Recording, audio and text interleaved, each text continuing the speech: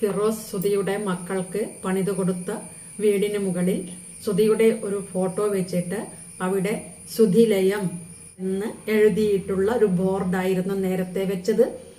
അത് തങ്കച്ചനൊക്കെ പറഞ്ഞിട്ട് തന്നെയാണ് അങ്ങനെ ഒരു ഗിഫ്റ്റഡ് എന്ന് പറഞ്ഞിട്ട് ബോർഡ് വെച്ചിരുന്നത്. ഫിറോസിനെ രേണുവിൻ്റെ അച്ഛനും എല്ലാവരും ചേർന്ന് ഒരുപാട് അപകീർത്തിപ്പെടുത്തിയതിൻ്റെ പേരിൽ അവർ പോയി ആ ബോർഡ് മാറ്റിയിട്ടുണ്ട്. സുധിലയം എന്ന് മാത്രമാണ് ഇപ്പോൾ ആ വീടിൻ്റെ പേര് വെച്ചിരിക്കുന്ന. ബോർഡൊന്ന് കണ്ടു നോക്കാം. നമ്മളവിടുന്ന് മാറ്റിയിട്ട് നമ്മൾ എന്താ ചോദിച്ചാൽ സുധിലയം എന്നുള്ള പേര് മാത്രം വെച്ചവിടെ.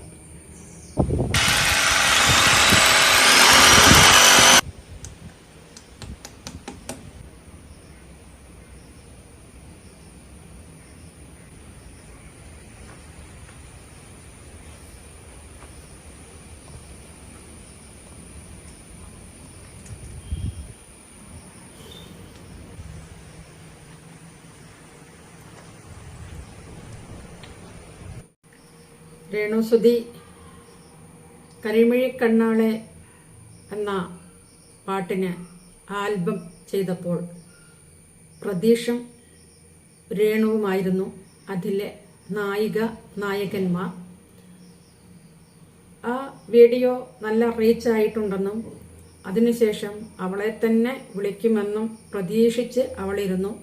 അതിനുശേഷം അവർ ഒത്തിരി ആൽബങ്ങളും അല്ലാതെ വർക്കുകളും ഒക്കെ അവർ ചെയ്തു. അപ്പം ഇതിനെങ്കിലും അവളെ വിളിക്കുമായിരിക്കും. എന്ന് വെച്ചാൽ വേറെ നായികമാരില്ലല്ലോ. അതുകൊണ്ട് മാത്രമല്ല, അവളെ വെച്ച് ചെയ്ത പ്രതീക്ഷ നായകനും ഇവളെ നായികയുമായിട്ട് ചെയ്ത വീഡിയോ അങ്ങ് വൈറലായല്ലോ. അപ്പം അവനെയും വിളിച്ചു, അവളെയും വിളിച്ചപ്പോൾ അവന് വന്നിട്ടില്ല. പകരം വേറൊരു പുതിയ നായകനെ കണ്ടെത്തേണ്ടതായിട്ട് വന്നു. പ്രതീഷിന് ജോലി സംബന്ധമായി കാര്യങ്ങളൊക്കെ ഉണ്ട്.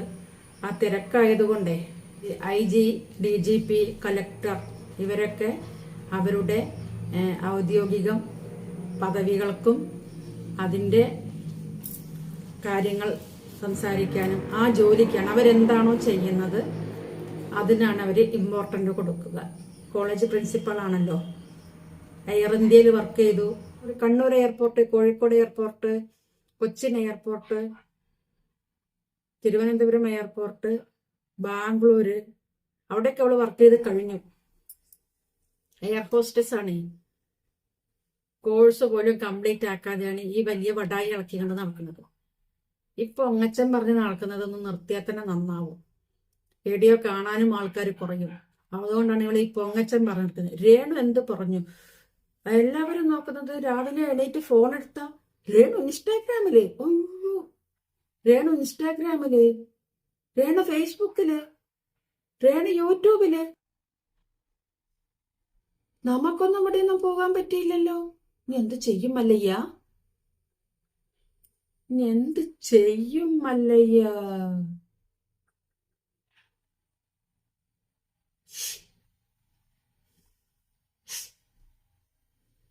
എനിക്ക് എവിടെയും പോകാൻ പറ്റിയില്ല.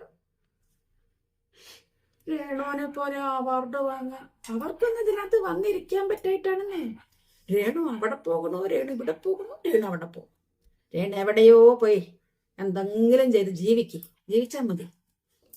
ഒരു നല്ല അമ്മയായിട്ട് ജീവിക്കുക. നീ ഋതുലിന്റെ അമ്മയായിട്ട് ജീവിക്കുക കേട്ടോ.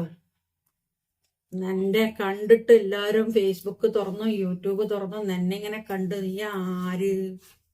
എന്നെക്കാളും വലിയ നടിമാരെയൊക്കെ കണ്ടവരാണ് ഈ കണ്ട ജനങ്ങൾ മുഴുവനും. ഈ മഴ പെയ്ത് കഴിഞ്ഞാല് പറമ്പിലൊക്കെ ചെറിയ ചെറിയ കൂണ് പൊങ്ങി വരും. അതുപോലെ ഇങ്ങനെ പൊങ്ങി വരാണ്. ഒരു നാമ്പെടുത്തിട്ടേ ഉള്ളൂ, അപ്പോഴേക്കുണ്ട് ഇത്രയും തലക്കനം. ഈ ബിഗ് ബോസ് പോയിട്ട് തിരിച്ചിറങ്ങി വരുമ്പോ എന്താകോ എന്തോ. എന്തായാലും നമുക്കൊരു കാര്യം ചെയ്യാം. പുതിയ നായകന്റെ കൂടെയുള്ള കരിമിഴി കണ്ണാളി എന്ന ആൽബത്തിന് ശേഷം രേണുസുധി അഭിനയിച്ച എനിക്ക് വയ്യ. രേണുസുധിയുടെ പുതിയ ആൽബം എങ്ങനെയുണ്ട് എന്നൊന്ന് നോക്കണേ. അഭിനയിക്കാൻ വന്നവിടെ നിൽപ്പുണ്ട് നായകന്റെ കൂടെ. അതൊന്ന് കേട്ട് നോക്കണേ എല്ലാവരും. ഒരുപാട് സന്തോഷമാണ്. ആദ്യത്തെ കരിമിഴി കണ്ണാലെയാണ് എന്നെ പ്രതീക്ഷിനെ എന്താ പറയാ ഒരു നായകനാക്കി ഒരു ആൾക്കാർ പ്രേക്ഷകർ സ്വീകരിച്ച ജിന്നിന്റെ വർക്കാണ്. അപ്പൊ ആ ഒരു വർക്കിൽ തന്നെ രണ്ടാമത് വിളിച്ചതിന് ഒരുപാട് വർക്കുകൾ ജിന്ന് ചെയ്ത്. അപ്പോഴും ഞാൻ ചോദിച്ചു ഇടയ്ക്ക് എന്നെ വിളിക്കുമായിരിക്കും, താമസിക്കാതെ വിളിക്കുമായിരിക്കും, വെയിറ്റ് ചെയ്തിരിക്കുകയാണ്. എന്തായാലും കോള് വന്നപ്പോൾ ഭയങ്കര സന്തോഷം. എനിക്കൊന്ന് പ്രതീക്ഷനെയും വിളിച്ചായിരുന്നു തോന്നുന്നു, അവന് എന്തോ വേറെ എന്തോ ആവശ്യമുണ്ടായിരുന്നു, ജോലിയുടെ എന്തോ. അപ്പം അതുകൊണ്ടാണ് പുതിയ നായകനെ തിരക്കിയതും അമലിനെ കിട്ടിയതും.